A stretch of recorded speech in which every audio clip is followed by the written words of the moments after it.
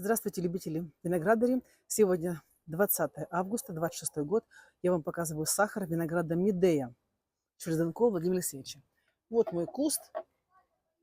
Ой, вот отбил 3 лозы. Вот он. И дал мне одну гроздь в этом году всего лишь. Вот.